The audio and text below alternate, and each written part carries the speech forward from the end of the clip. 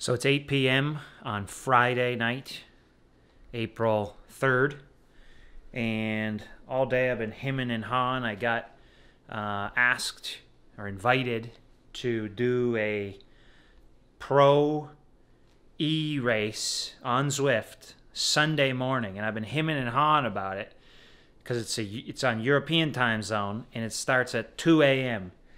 And so I'm like hemming and hawing. Do I really want to go through all this trouble?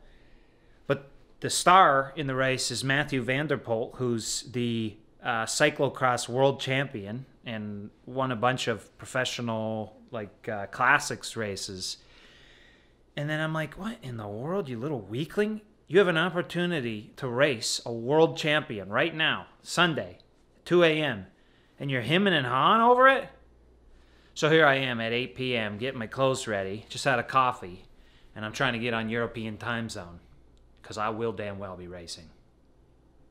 Jones is closing the gap. 9 seconds it is. 600, 700. What? Brandlin now goes as well. What can Sanders do? The finishes are within sight. Brandlin 7 seconds. Oh, this is a grandstand finish.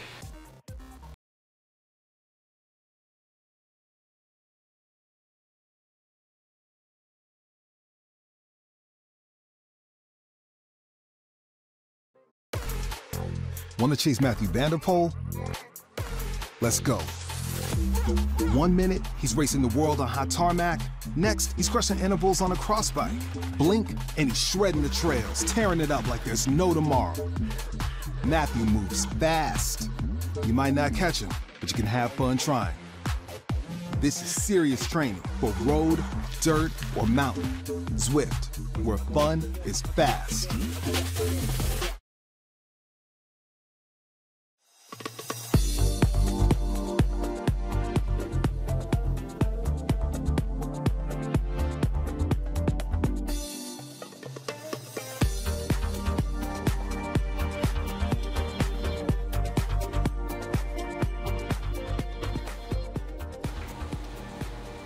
All right, it is 1:45 a.m.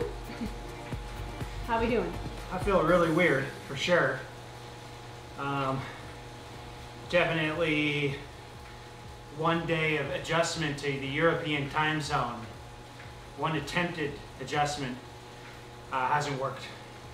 But I'm still willing and motivated to hopefully set some new lifetime bests today. I don't have too much expectations or pressure on myself because, I mean, these are real hitters here, truly real hitters. And so, I got pretty good sustained power, but this is going to be like 1 and 2 minute power, and I'm not going to kid myself thinking I got, 800 watts for a minute. So this is going to be a fun experience, probably a very painful experience, but it'll be cool to see how it goes. 8 kilometers, 3 brutal climbs each lap. It is a course based on the Richmond World Circuit. It's a cobbled classic containing some of the finest riders in the world, including Mathieu van der Poel from Alpecin Phoenix, and pretty much the whole flotilla of his teammates as well. He's got the Belgian champion Tim Merlier with him. He's got Alexander Richardson, Scott Thwaite, Sasha Modelo of Italy, Zwift community, including a rather cool Zwift All-Stars team, which includes amongst their number Maurizio Fondres, the famous Italian, the iconic rider who of course pulled on the rainbow bands way back in 1988. So we have a former world road champion here as well. And a cheeky little addition to the Zwift All-Star teams is Connor Dunn and Simon Richardson, who'll be in their GCN kit as well. It's almost racing for 2 teams as well as the All-Star teams. Now, a race on Zwift wouldn't be a real race on Zwift without some of the finest teams on the Zwift community, or in the Zwift community. We have the Swedish racing team, including Alexander Retterall and Sam Radland, a prolific winner on Zwift. We have the Kalas Esports racing team from Norway, including the Norwegian Zwift champion Vidar Mel. We have Canyon ZCC with the Belgian Lionel Vujasan, again one of the most aggressive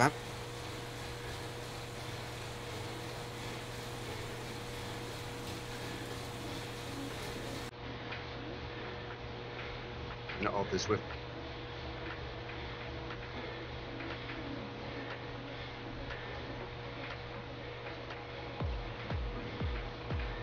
Ironman.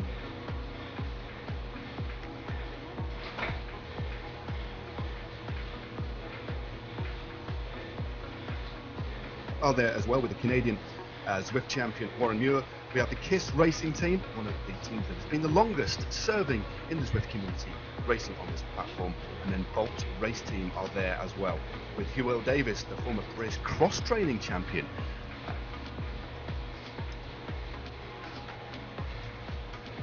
So the race consists of 3 laps of the Richmond circuit. It's called the Hilly Route.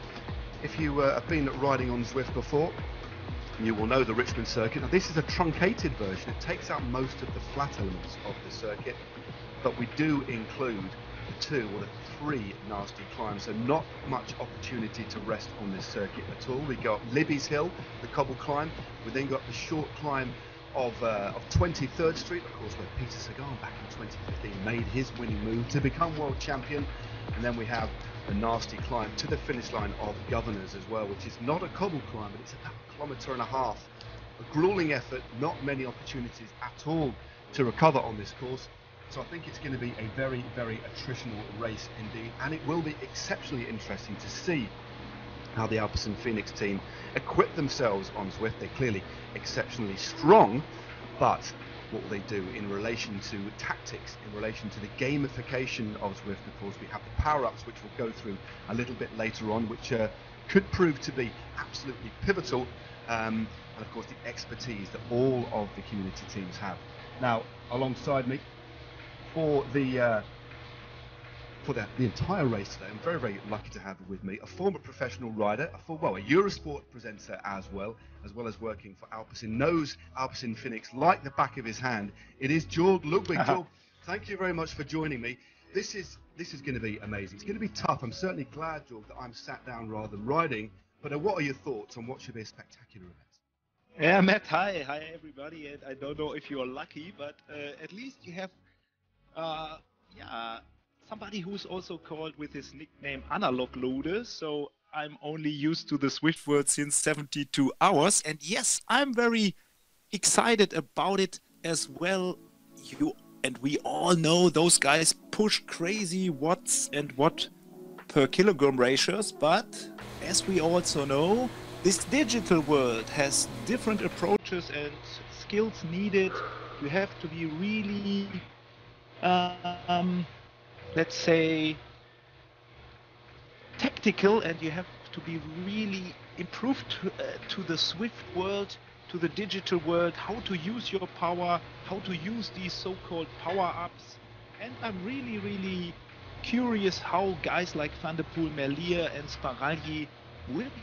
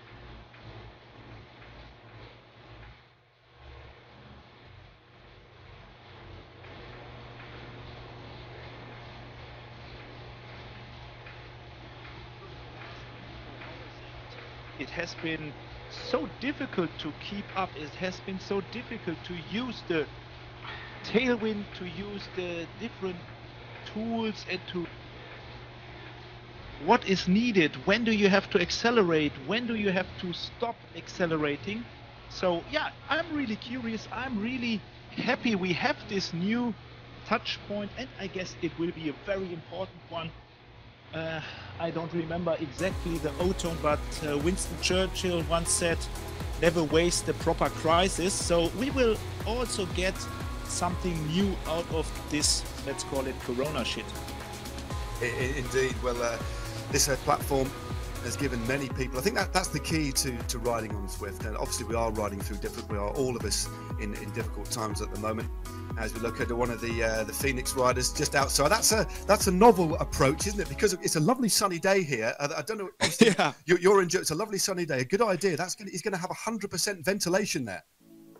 Yeah, it's a good idea to do it outdoor, to combine the best of two worlds. And I did the same yesterday, because in my Alpecin hobby team we have guys from countries which have a proper lockdown, so they are not even able, they are not allowed to ride outside. So I put my trainer outside in the Wi-Fi as well, and I did a solidary ride as well. So some sun, some wind, but still not really analog on the road.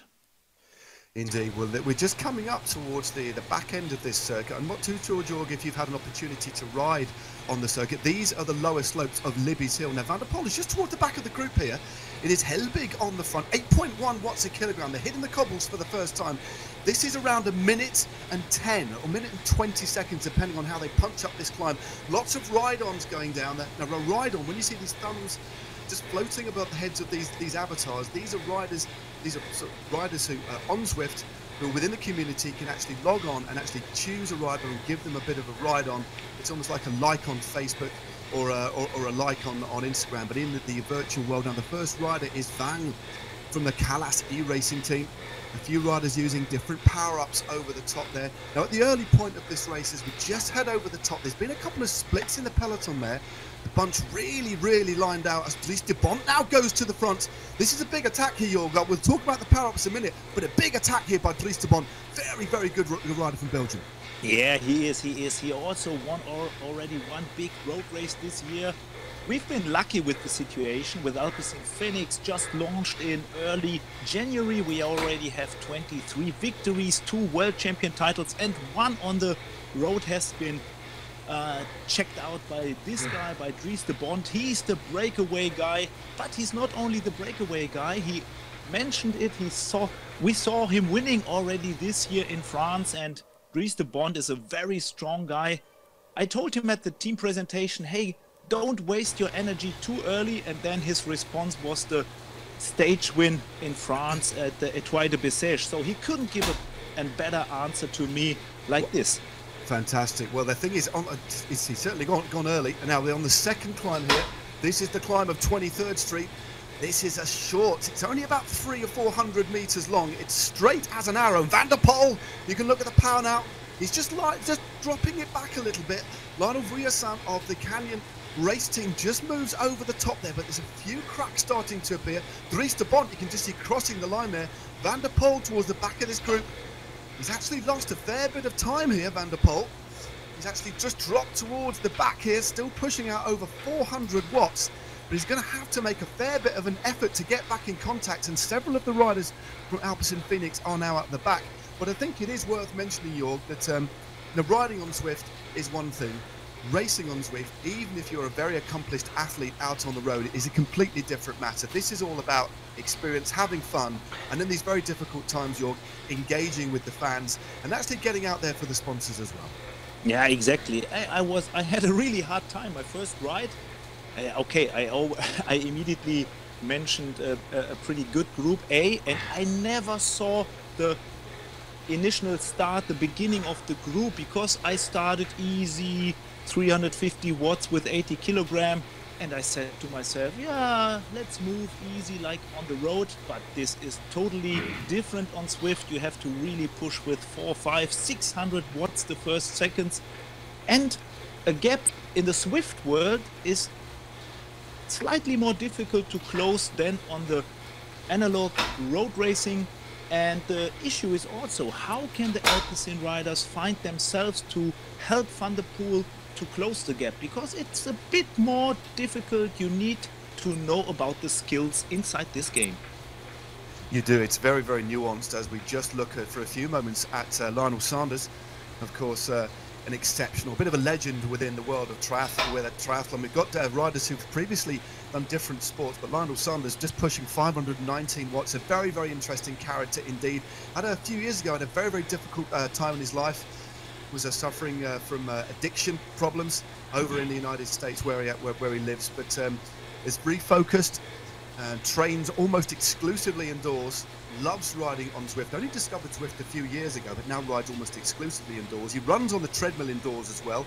Used to be a good duathlon rider until he got a swimming pool installed in his house, and swims indoors as well, York, but can push out some real power. And he's a rider that you wouldn't expect a course like this to suit necessarily a triathlete. Hope I'm not speaking out of turn, because it's such a staccato style of course.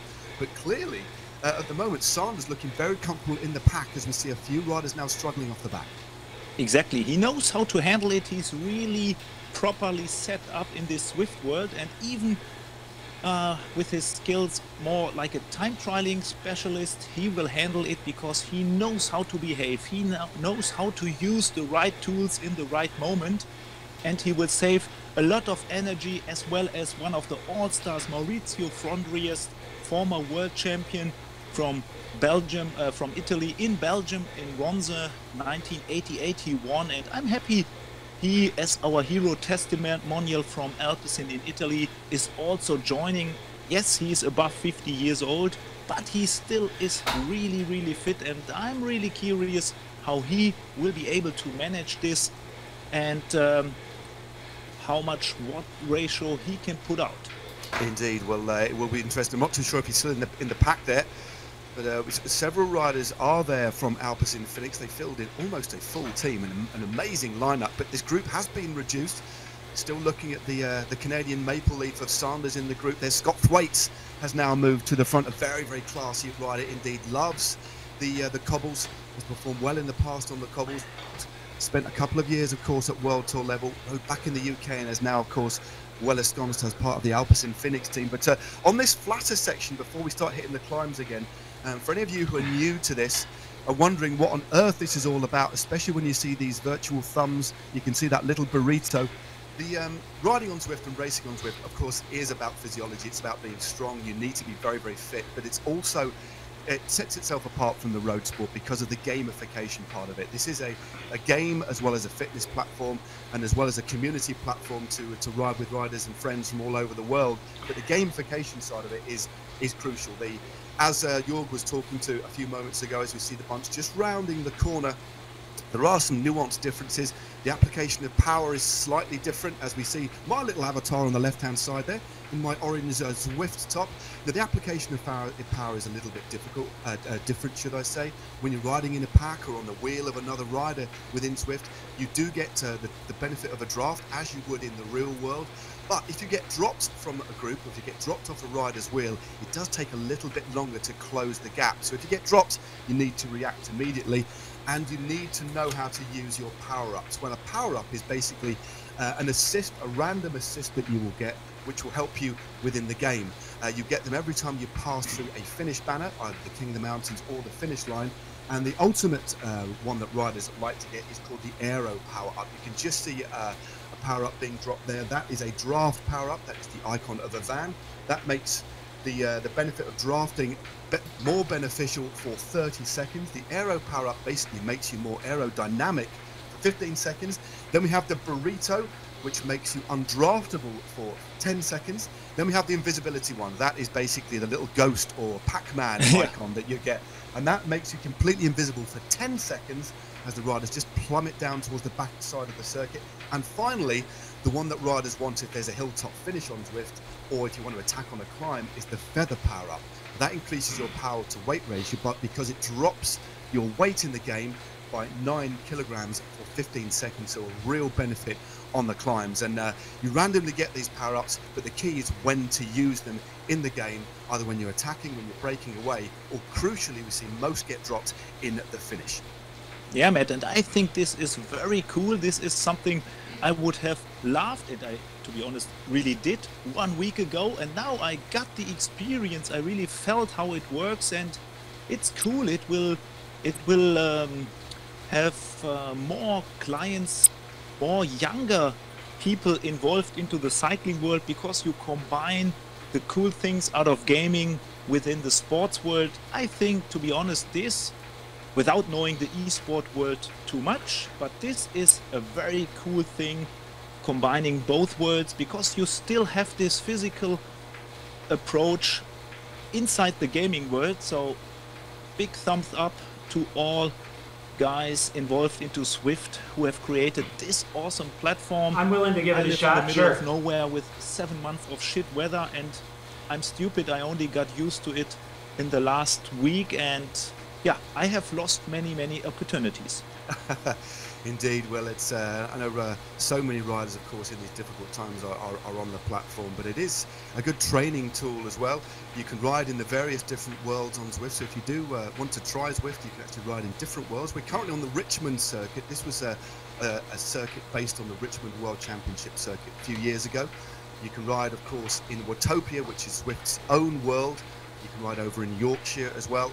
You can ride in Austria from the World Championship circuit just a few years ago. And of course, you can race in New York as well. And now you can choose between 3 worlds in any one day, as we again look at the stats of Viveka.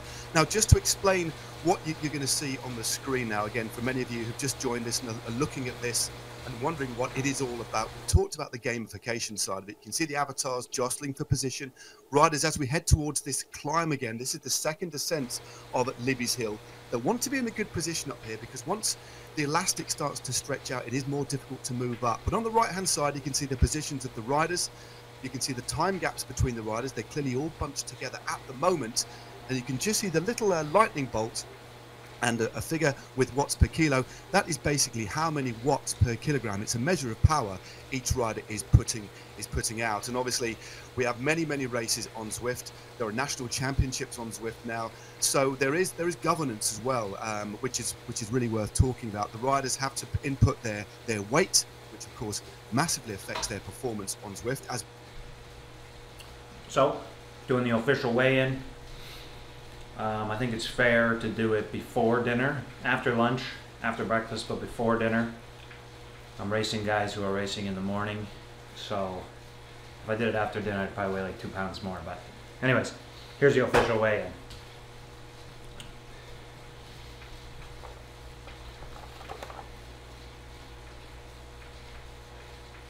$161.6. And for good measure, we better take it twice.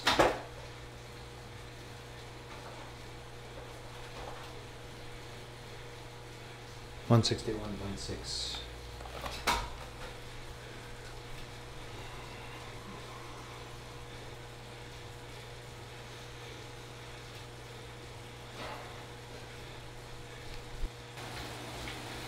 So what's going on in here?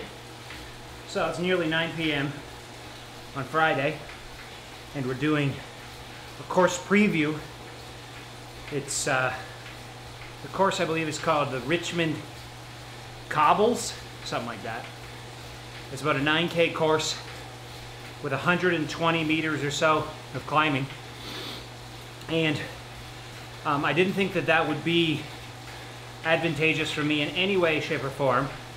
This is not much climbing. But the upside here is that all the climbing comes in about the final 3K or so. So I've done my research, and Mathieu van der Poel is known as being a phenomenal climber of short, punchy climbs, and that appears to be what this course is. So, not going to kid myself that I can put out this huge power, but the one upside for me is that it is a lot of climbing quickly, and so my strategy, I think it has to be, it's 3 laps. My strategy has to be weather the storm for the first 2 laps and stay in contention, don't get dropped. And then on lap 3, weather the storm through the first 2 sets of climbs, and then it's actually an uphill finish. And so if I can weather the storm till then it's about 2 minutes to the finish uphill. If you can make it there, then if I can still put out maybe 600 watts for the 2 minutes, maybe, just maybe, I can be in contention. So that's the plan. Do a course recon now. It is a pretty challenging course, actually, and I'd prefer it to go straight up the side of a mountain for the entire time, but this isn't that bad. We'll see. Champion on Zwift as well. He's now the Belgian Vujasan who's gone on the attack. He knows this platform like the back of his hand and is stretching this group out, Jorg. Wow, great attack, great use also of the power-up, and now you can see the last 11.5 kilometers, how the real digital pros handle those skills and tools, and it will be a hard time for the pros now getting used to the Zwift world. Indeed, well, Vujasan now, he's got himself in a super aero tuck. Once riders, I think it's 60 kilometers an hour they reach on a downhill section. If they even 70. Yes, 70. If they I think it's 60 there, but if he freewheels, he actually gets an extra aero boost. So using that little bit of a respite there, and then back on the power again, you can just see him picture there. A really, really lovely guy, but a tenacious rider as well. But he's only got a small lead. I think there maybe Jorg, he was just testing the ground, seeing how his legs were, maybe trying to get a breakaway started, but they're not having it. The bunch behind, bearing down, and it will be a few seconds before he's back in the group. But an interesting move there by the Belgian. Yeah, really nice. And we remember from 2015, in the real world, it worked out properly from Peter Sagan.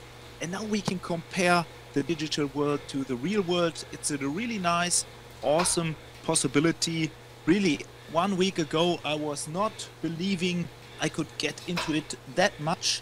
And now when I learned about the skills, the tools, the things you really have to keep in mind, how to save your power, how to use your power-ups, these nice little things, and how to save them for the final, I really became a big fan of this Zwift racing and this digital idea. And let's see how this touch point will develop due to the crisis. Yeah, exactly. Well, there's Vang on the front there. Just look at his picture there. He's got his headphones in, and many of these teams will actually be talking to each other. They're very, very well organized. It's not just music pumping through their ears. Generally, they'll have a team manager talking to them, talking through tactics, very much like you would in a road race out on the road, where you have the director sportif, the team manager, giving tactical instructions and also encouragement as well. But a great picture of Vang there. 365 watts. This is a big tempo being set. Ollie Jones still in that front group. Mail is there. Muir, Clark. Trying to see how many riders, of course, from Alpecin Phoenix are still in the front there. There are still a few, that is for sure. Can't see Mathieu van der Poel at the moment, but it is worth reiterating, I think, Jorg, that racing on Zwift compared to racing on the road, there are physical differences, but it's a completely different effort. And the gamification side makes it something that takes quite a lot of time to get used to. And many of the top-end professionals who've come in and raced on Zwift have had a very, very hard time. It just takes a bit of time to really get used to the nuances, to the different skill attributes. As we see our first invisibility power-up being used at the front, we can just see this rider here on the front. That's Sanders using the invisibility, but the others behind couldn't see them at all. Great to see. Yeah, not expected, and I'm really happy. Sorry, I've never had that power up before. We already mentioned he's more the guy pushing 400 watts for 12 hours, and not the guy who might be able to get through all these hills, but he uses all the tools possible and has a great tactic, and nice to see him here. It's one of the most incredible beasts in the endurance sports world. You really have to check it out. The indoor guy, he was fed up with red lights, so he said to himself, I will control training. Whatever I do, one of the best triathletes on the planet, and really doing everything indoor, even swimming. And you can really see how much power he has. And this is also the good part of this world. First of all, you can't see how the guys look like. They always look the same. And they don't have to they don't have to handle their bikes. You know, Van der Poel, Sagan, Salvoldelli, those guys being crazily better than others. Nibali in the downhills. This doesn't count. This doesn't help you.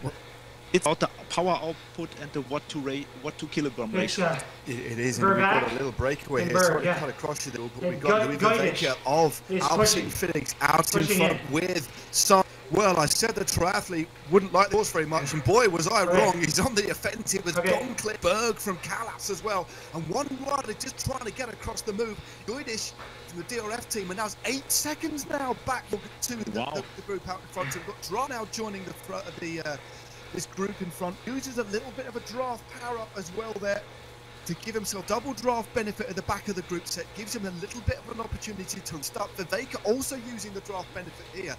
11 seconds now through. We are into the final lap, so we have one more of the cobble climb of Libby's Hill, one more ascent of the cobble climb of 23rd Street, and then that nasty drag to the line. Jörg, this is 11 seconds for these four riders now. And you can see Luis is really pushing at 187 heartbeat. This is something close maximum. He can push, he can pull out, and you can see it's real racing. It's 40 minutes all out. So really nice to see this. Yeah, you can also see Louis Vervaeke. He knows about the skills, the boots, because we all know Mathieu van der Poel. With the Vels, he should be by far better than Luis, but he's used to the Swift world, and he managed to stay in this group.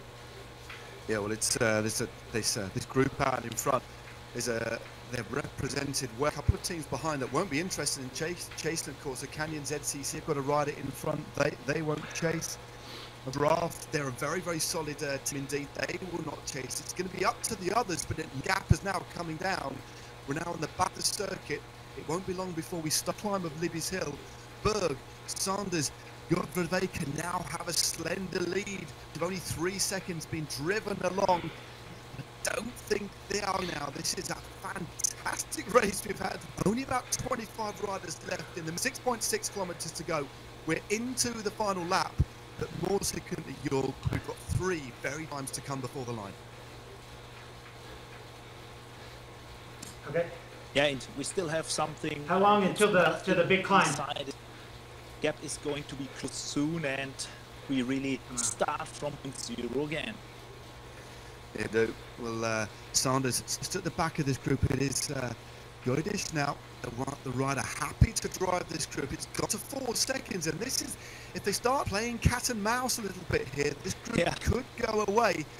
There are so many similarities between the road as well as on Zwift, but of course the gamification, you have to measure your effort, the way you use the power-ups really do differentiate itself as well. It's a far shorter sort of effort, far more intense, but the gap has gone not up. Too bad. Vervaeke, the Belgian, from Alpecin Phoenix, drop front and then moving clear. So you got that first climb, which is a good climb. It's about a minute punch. Then it flattens out. Okay? And so then we can't attack here. So for me, those guys' strategy is going to be trying to get rid of someone like me on that 1 minute big punch. And then they're gonna rest coming down this hill. Hopefully they're with a team, right? And then we come with about 2K to go. We come up, and then it starts to go up again all the way to the finish.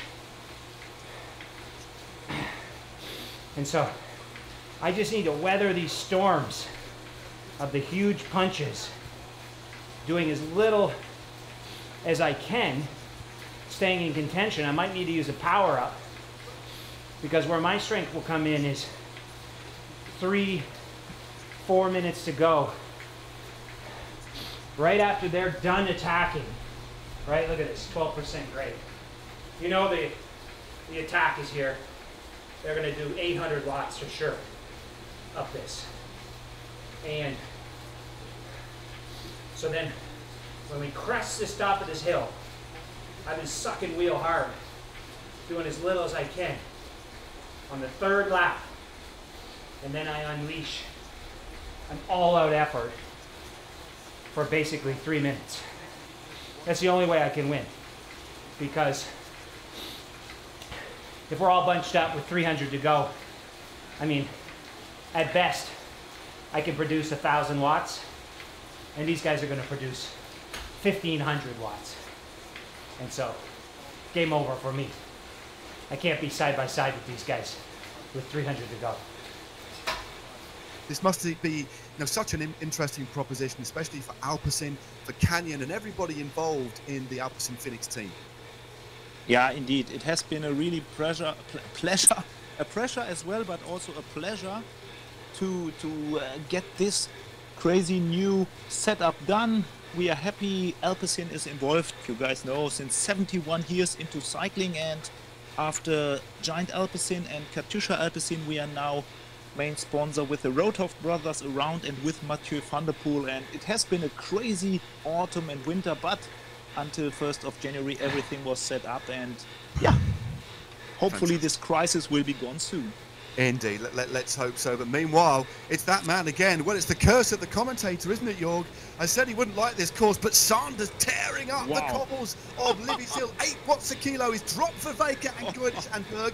He's gone out on his own, but there's some big gaps behind him. He said if this rider gets clear on his own, he could take the win. This is an absolutely superb ride by the Canadian. He crests the top of the climb. Veka is cresting the top in second position, 5 seconds adrift, then Berg. But because of the way that the bunch is now, because it's split, because it's lined out, it's going to be very difficult for them to get organised. This is a dangerous move. 600 watts from Sanders now. It is, and this is always the nice thing. Triathletes and cyclists, it's a different world, and sometimes triathletes love to kick cyclists' asses, and Lionel is really doing this at the moment. Well, he is one of the most determined athletes on the planet, and then there's any sport. But Sanders again, let's have a little look at the situation now. It looks as if this has gone back a little bit. So we're looking at the feed.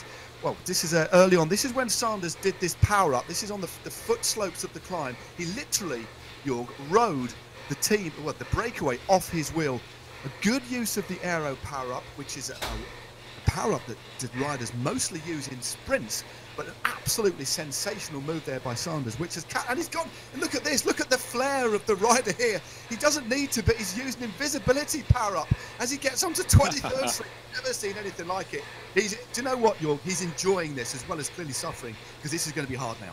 Yeah, it's hard, but he loves it, he likes it, and he knows the tools and the skills. I guess he's one of the most skilled Zwift riders on the planet, and a bit surprisingly to everybody, but this has been a crazy move. He did the attack a little bit earlier than any road cyclist would have done it.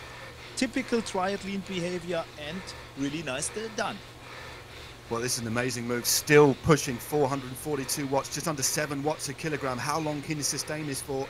He now has only 2.2 kilometers to go, and it's Sam Brandland, of course, one of the finest riders out there on Zwift, who's now in second position. He's got Alexander Wetterall, a rider who's come over to Zwift from being a professional on the road, in second place. So 2 big engines, but Jorg, with 1.9 Ks to go, and only the false flat and then the nasty drag to the line, 25 seconds is a handsome lead for the Canadian. Will he pull it off? This is absolutely amazing stuff.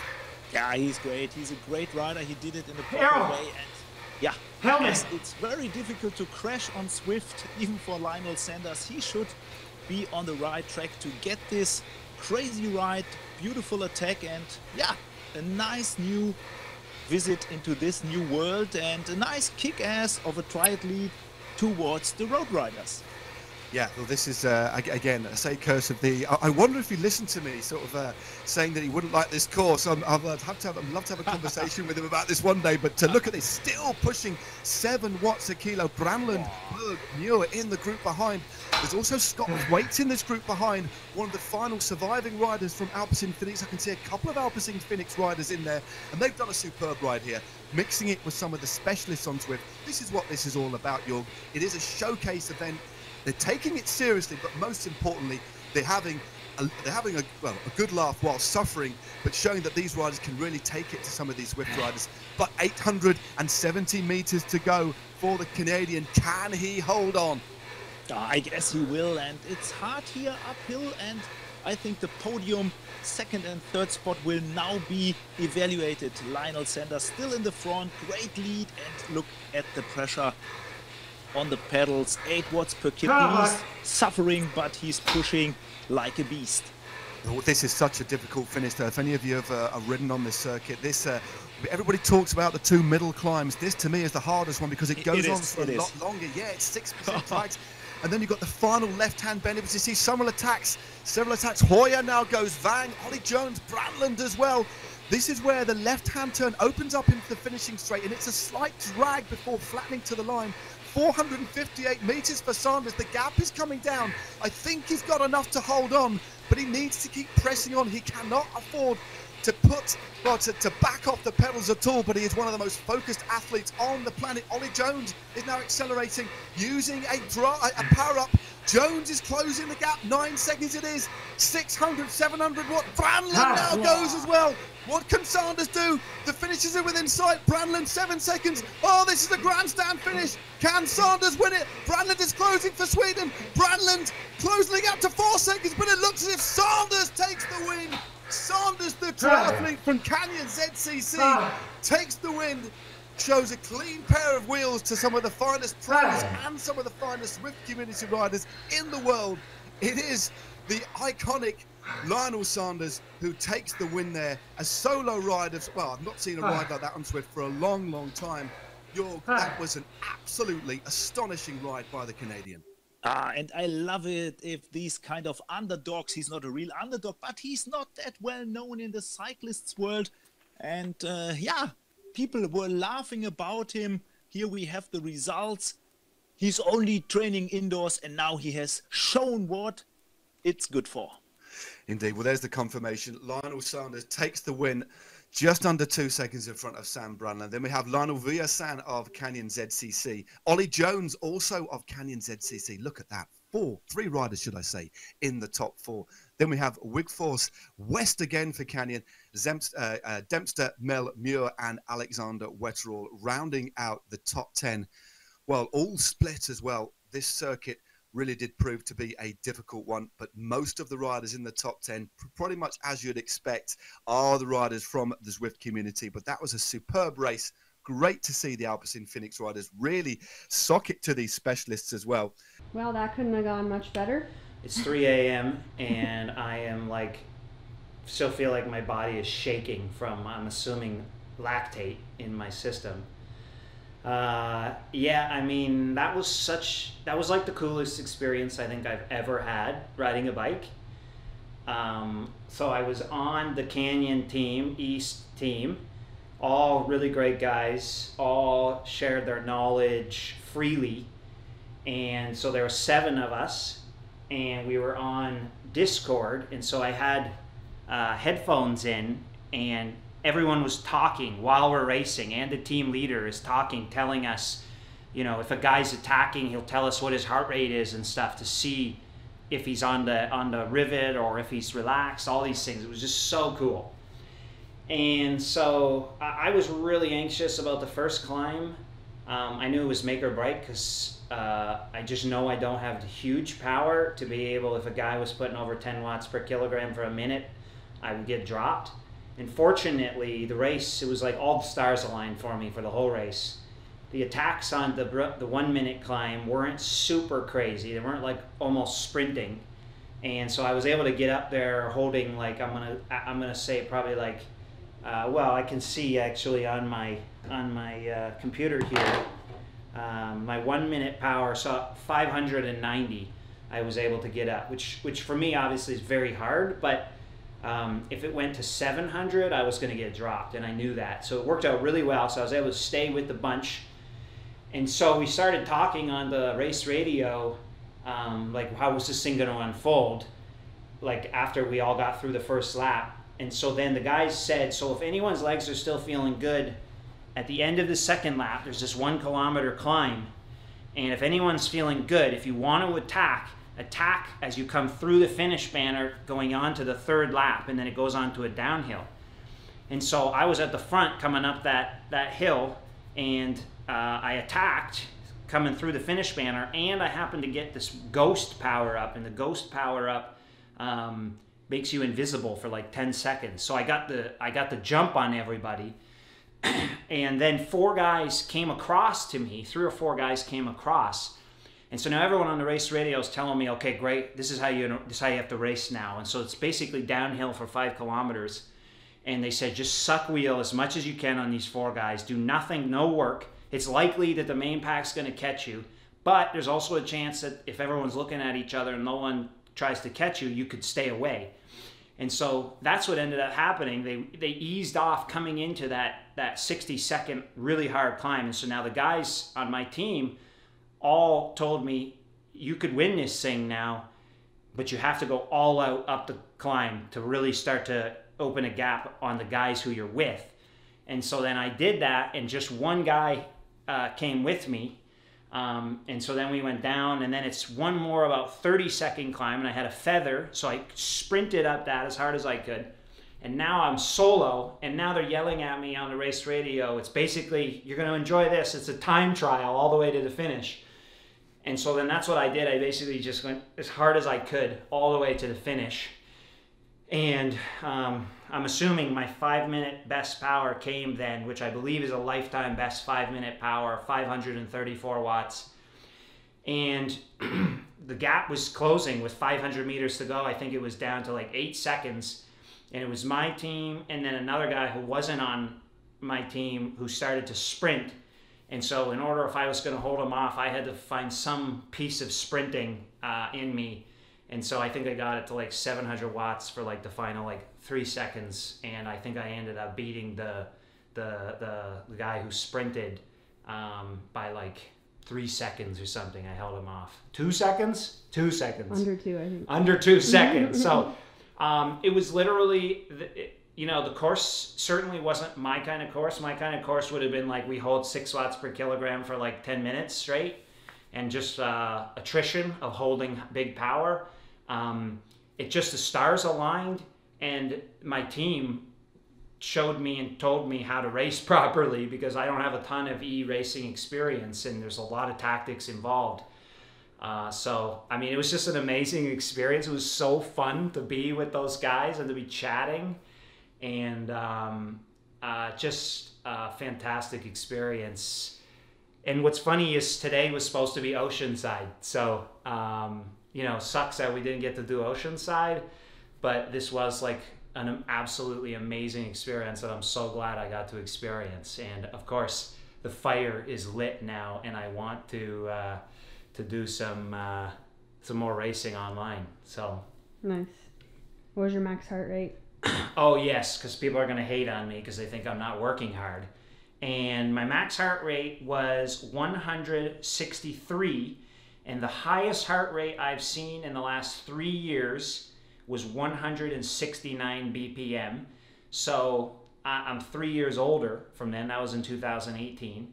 And so I'm assuming my max heart rate now is probably like 167 or so. So I was 4 beats under max heart rate.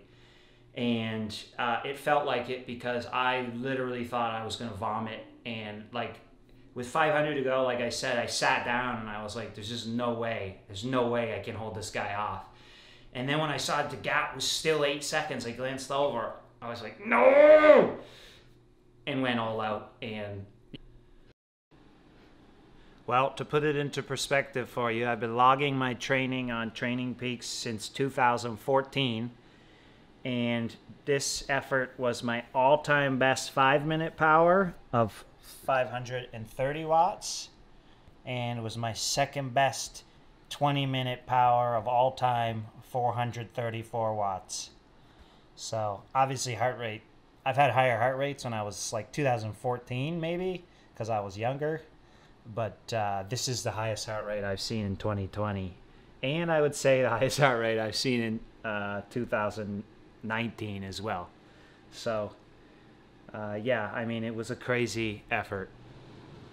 It's been wonderful to work alongside you, Jorg. Hopefully we'll do this again in the future. I just want to extend our thanks to the Alpecin Phoenix team for coming, racing, getting stuck in, and most importantly, enjoying it, putting on a big show for the fans, and hopefully encouraging other pros and other riders, other individuals who are just watching this to come on Zwift and enjoy it, to keep fit and to get a real sense of community. It's been but for now, Jorg, from me and Jorg, from Richmond, and from the Ronde van Zwift, it's thank you, goodbye, and hopefully see you all soon. Stay safe.